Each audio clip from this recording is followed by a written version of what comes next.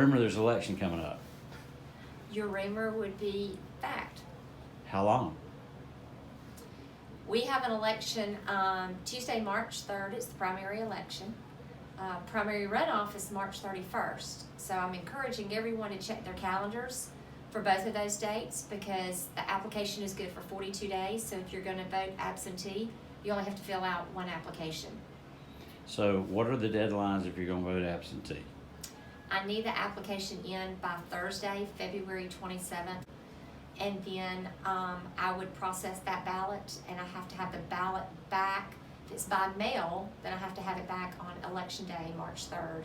And if it is by walk-in, then I would have to have it back that Monday before the election.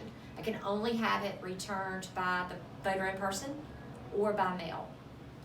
Isn't there a deadline coming up? Is it Monday the 17th? Is that? To register to vote. Just to register? Yes, just to register, but we do absentee voting. And it's always discouraging. I've been doing this for 13 years, and it's always so discouraging because people look at their calendar on Friday or the weekend or the Monday before an election and say, I'm going to be out of town, I need to go absentee vote, and they're past the deadline. And it's important to know we have that deadline because we have to have the ability to mark your name off the list of registered voters so then people don't go to the polls. Poll workers are starting to set up their polls on Monday. So we've got to have that deadline of that Thursday. All right, March 3rd. Explain the election day being primaries. You got to choose Democratic or Republican. Yes. The primary election is for the parties. Everybody thinks it's for everyone, but it is the party's election for them to determine which candidate, Democrat or Republican, is going to be on the ballot in the general election. In the general election, you have one Republican, one Democrat for each individual office that's on the ballot, as well as any independent that has qualified. So the primary is for your Republicans and Democrats that are on the ballot. Then in 4 weeks, we have the primary runoff to vote on the top two from the primary. And so once we have the primary runoff, whoever gets the most votes, then they are on the general election ballot in November. All right, so I'm going to give an example of a particular office, Houston County School Superintendent.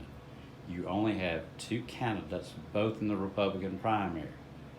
That race is over on March 3rd. Correct. In that there are only two, any office that there are only two candidates and they are in the same party, then it will end March 3rd and they will not be part of the runoff or on the general ballot. So Republican or Democratic primary on March 3rd for U.S. Senator or U.S. Representative Martha Roby's seat will decide who the Republican is from the whole list of Republicans that will face the Democrats. So that race will be over depending on if somebody gets a majority of votes on March 3rd or March 30th. In other words, that race is over except for one Republican and one Democrat in November. Right. So it's important. In other words, any election, any office that is on the ballot that has multiple candidates, okay, if they are in the same party, if they have two or less, it will be over with at the primary if they have qualified for the same party. But if there are more than two and one of those does not get 51% of the vote, then there's going to be a primary runoff. It's 50.1%. I said 51%. 50.1. I mean, that's more than the majority. That's insane. Right. But that race with all, and I'm not going to name the candidates because I don't want to be, but you got, I know several Republicans running for Martha Roby's seat. Right. I don't know how many Democrats you have running, but that Republican person will be decided, and the way the trend's been going, the Republicans usually are winning the races in Alabama. So that race, including the presidential primary, is going to be over by March 3rd of a Republican and a Democrat. Depends on who gets majority. 31st, okay, March 31st. Yes. So I just kind of want to drive that home a little bit to the people that we're forgetting we're down to crunch time of one Republican and one Democrat by March 31st will be decided. Yes.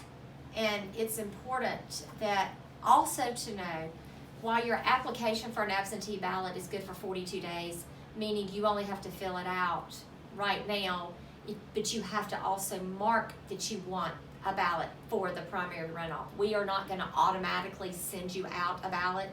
You have to request it on the application, and the elections are listed on the application to mark. So if you don't mark it, you're not going to get one. So on these applications, you've got to mark which election you want, as well as which ballot you want, Republican or a Democrat.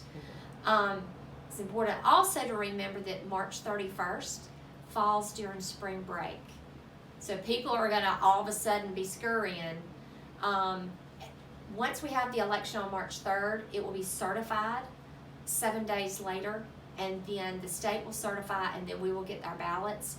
So by the time that ticks on, I'm anticipating we will only have the ballots for 2 weeks after the primary.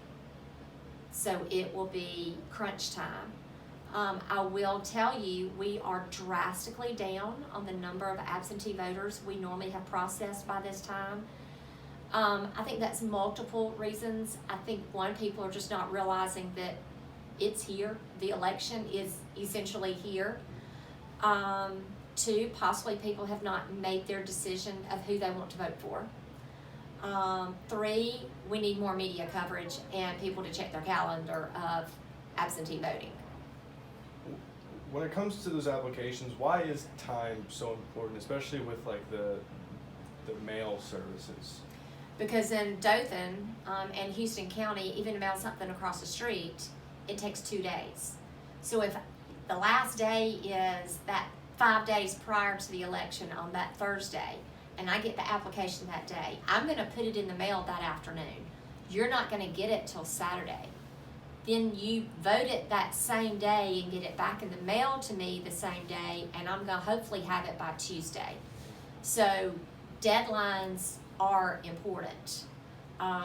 It's not that it has to be postmarked election day like a lot of people think. It's got to be received by that day. The other thing that I get asked a lot is, do these absentee ballots really get counted? Or, oh, you only count these if it's close. No, actually, absentee ballots are counted first. They are opened by secret means. They are placed into the machine, just like if you were at the polls. We have poll workers to do that. And then as the polls close at 7:01, the button is mashed to tally the results. So no tallies of absentees are posted until after the polls close and elections closed. If you vote Republican or Democrat on March 3rd, come March 31st, you have to vote Republican or Democrat the same way. You cannot vote Republican on March 3rd and Democrat on March 31st in a runoff. Correct. You can. There's no cross-party voting in the primary elections. Come November, you can vote either Republican or Democrat. You can mark whatever you want. But Correct. March 3rd, March 31st, you either have to vote Republican or Democrat. Correct. No cross-party voting. And it has, whatever you do on March 3rd, you have to follow the same pattern on March 31st. Correct. Correct.